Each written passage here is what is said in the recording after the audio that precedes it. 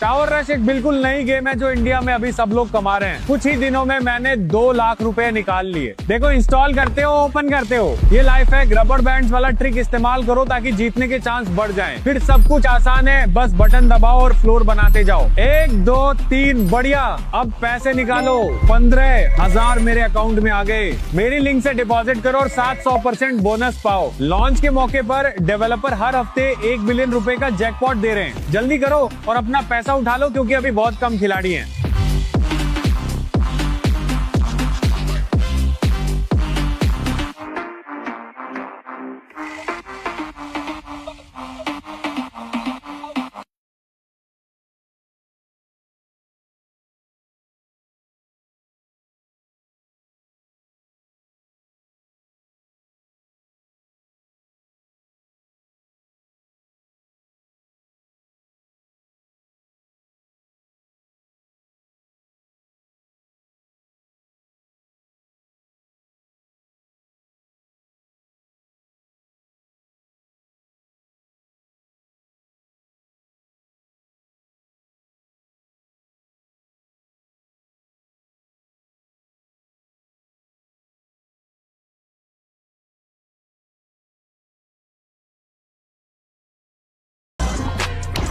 Hey, what's up? MKBHD here, and welcome to your first look and hands-on of everything Apple just unveiled today at their 2025 September event. This is iPhone 17, 17 Pro, and 17 Air. Definitely get subscribed to be among the first to see the full reviews when they come out. But this is my first impressions, and I actually found it pretty simple to synthesize my thoughts on everything they announced today. Like, there is some good tech, there's some interesting new designs, and some questionable decisions, but the funny thing is, as I go to these events and as I think about all this stuff, what usually happens is I end up typically getting some texts from friends asking what I think of the announcements, and my mental task is to summarize everything I'm thinking about into 1 or 2 easily digestible sentences or just words to understand what's new and what happened. I don't want to tell them too much information.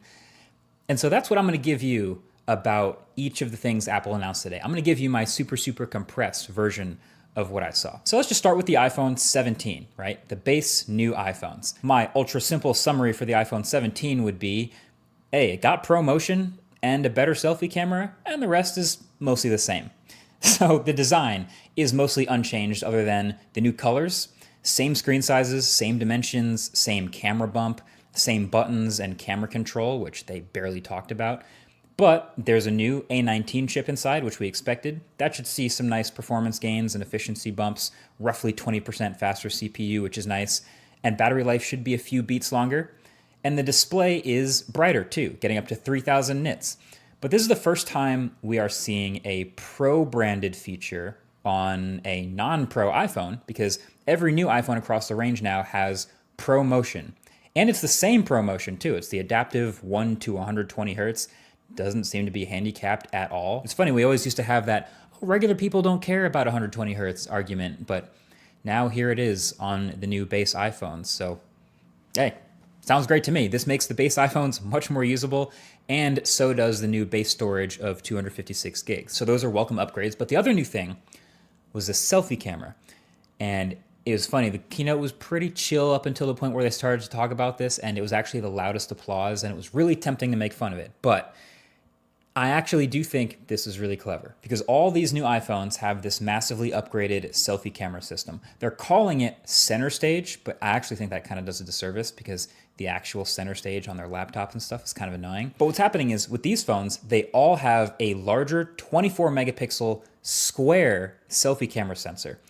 And so then when you go to take a selfie, the phone can take a regular vertical selfie, or can manually or even automatically take a horizontal selfie without you having to rotate the phone. And honestly, this might be genius. Like, the default for most people is obviously to take a vertical selfie now. It just fits on the phone. You're probably viewing it on the phone. But if you go to take a horizontal selfie to fit more people, suddenly the camera lens is off to the side and it's a little bit less natural looking.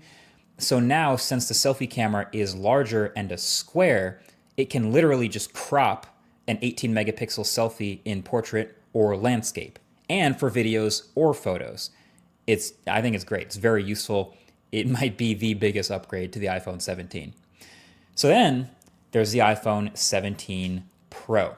And my quick friendly summary of the Pro phones is, hey, they got better zoom and more battery and orange.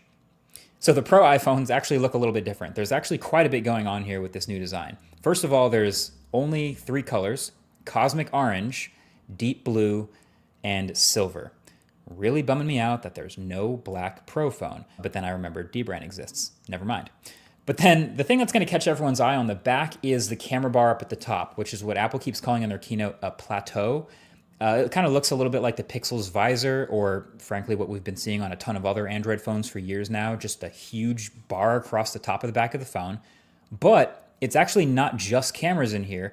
Apple's done some rearranging of the insides of the phone to actually shove more components, like the A19 Pro chip and the logic board and storage up here in that bar, so they could fill out more of the bottom of the phone with more battery.